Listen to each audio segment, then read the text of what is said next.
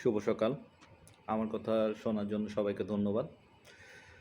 আজকে যে বিষয়টা নিয়ে আলোচনা করব, বিষয়টা তেমন গুরুত্বপূর্ণ না হলেও বর্তমান সময়ে বাংলাদেশ সহ সারা পৃথিবীর তাবৎ আর্থসামাজিক, রাজনৈতিক, অর্থনৈতিক, সামগ্রিক যে পরিবেশ সৃষ্টি হয়েছে তা এক কথায় জানি না তত্ত্ব মতবাদ হিসেবে গ্রহণ করতে পারি। বেশ কিছুদিন যাবৎ আমাদের দেশে বিভিন্ন বাদের বা তত্ত্বের চর্চা করা হয়ে আসছে। যেমন মুজিববাদকে অলরেডি বাদ দেওয়া হয়েছে, বহুত্ববাদ ভাগাড়ে ছুঁড়ে ফেলে দেওয়া হয়েছে, পালংবাদের জয়গান করা হচ্ছে। তাছাড়া সেফুবাদ, মজারবাদ এবং অতি সাম্প্রতিক একজন তরুণ রাষ্ট্রচিন্তকের লাগানোবাদ এখন বাজওয়ার্ডে পরিণত হয়েছে। তবে সামগ্রিক বিবেচনায় জানি না মতবাদ জাতিকাল পাত্রভেদে এদের থেকে কম যাবে না বলে আমি চিন্তা করছি।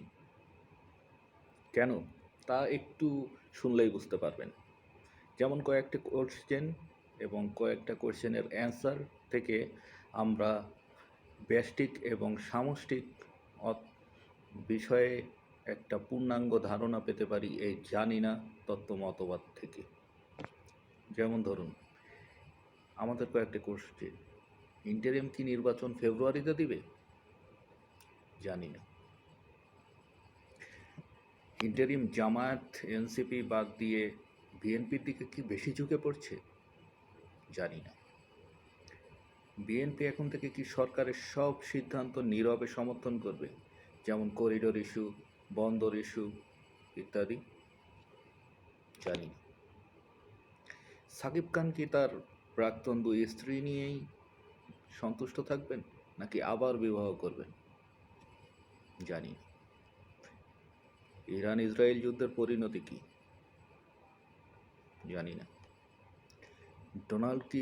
ডোনাল্ড ট্রাম্প কি বিশ্বশান্তি প্রতিষ্ঠা মূর্ত প্রতীক হিসেবে প্রতিকৃত হবেন?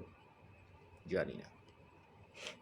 হামজা চৌধুরী সহ বাকি 11 জন প্রবাসী ফুটবলার দ্বারা কি বাংলাদেশের ফুটবলের স্বর্ণযুগ ফেরত আনা সম্ভব হবে? জানি না।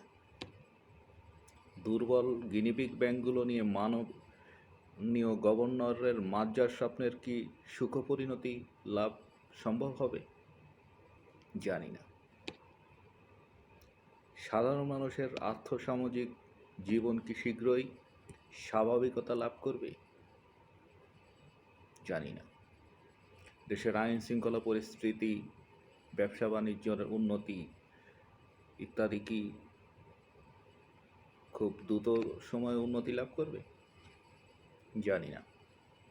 সুতরাং এই কয়েকটা কোশ্চেনের মাধ্যমে এবং তার অ্যান্সারের মাধ্যমে আমরা এটুকুই বুঝতে পারছি, ক্ষুদ্র কিংবা বৃহৎ, অসৎ কিংবা মহৎ, যে কোনো সমস্যার সমাধান আছে শুধুমাত্র জানি না তত্ত্বে। সুতরাং জানি না তত্ত্ব জিন্দাবাদ।